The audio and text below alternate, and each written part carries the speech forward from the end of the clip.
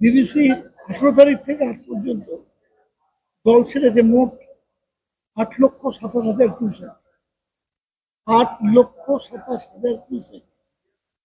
এবং সবচেয়ে আনফর্চুনেট ব্যাপার, এই যে হিউজ পরিমাণ জল যেদিন ছাড়ছেন তার মাত্র 3 ঘন্টা আগে সময় দিয়েছেন মধ্যরাত্রে। মানুষ বিছানায় শোয়া থাকুন, তারা কিন্তু মানে তাদের যে রেস্কিউ করাবে আমফান বা ইয়াসে আমাদের রাজ্যে কিন্তু কোনো মানুষ মারা যায়নি। তাদেরকে ওয়েল ইন অ্যাডভান্স আমরা তাদের সরিয়ে নিয়ে যেতে পেরেছিলাম। আজকে 28 জনের মৃত্যু হয়েছে। আমরা জানি না যে তারা তাদের যদি সময় মতো আমরা জানতে পারতাম তাদের প্রত্যেকটা মানুষকে আমরা সরিয়ে নিয়ে যেতে পারতাম। ফলে আজকে ডিভিসি সরিয়ে নিয়ে যাবে কি না নিয়ে যাবে, আমার দলের নেত্রী মুখ্যমন্ত্রী জানিয়ে দিয়েছে যে নিয়ে গেলেও কি আর না গেলেও কি, ওনারা তো আমাদের শুধু কোঅপারেট করে চলেন না, ওনারা আমাদের জানান না। সবচেয়ে বড় কথা, ডিভিসির যে জলাধারগুলো পঞ্চায়েত এবং মাইথন, তার দুটোরই কিন্তু ধারণ ক্ষমতা কমে গেছে। সেই জন্য সেইটা যে মানে মানে ডিসিল্টিং করা, এই ডিসিল্টিং করার যে দরকার মাঝে মাঝেই, সেটার দিকে জোর দিচ্ছেন না।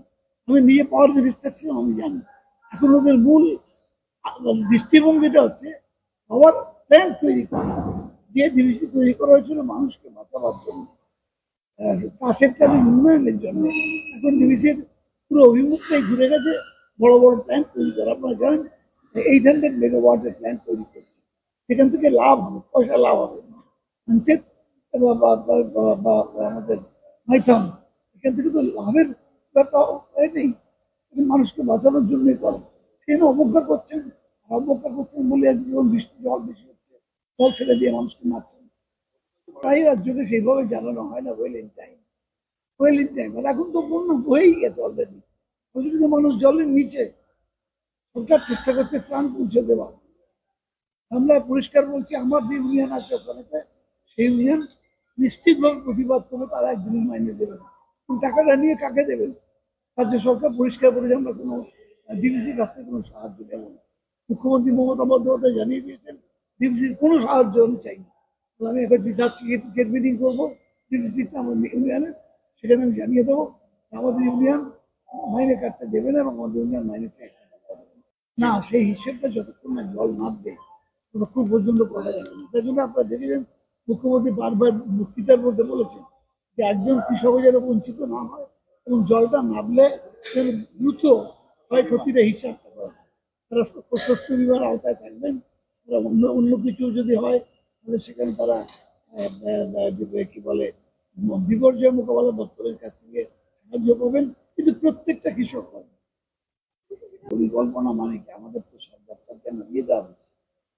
সেখানে পঞ্চায়েত কাজ করছে, সেখানে জেলা পরিষদ কাজ করছে, সেখানে আমাদের কৃষি দপ্তর কাজ করছে, সেখানে আমার কৃষি এগ্রিকালচার ডিপার্টমেন্ট কাজ করছে। সব ডিপার্টমেন্ট নেমে গেছে, পুলিশ কাজ করছে, সবাই মিলেই করা হচ্ছে। কিন্তু বন্যার ব্যাপকতার অল্প সময়ের মধ্যে এত বেশি জায়গা, 12টা জেলা বন্যা কবলিত। 12টা, কালকে আমরা বুঝেছি 3.5 ঘন্টা মিটিং করেছি, সেখানে আমরা দেখেছি 12টা জেলা এর মধ্যে ইনভলভ।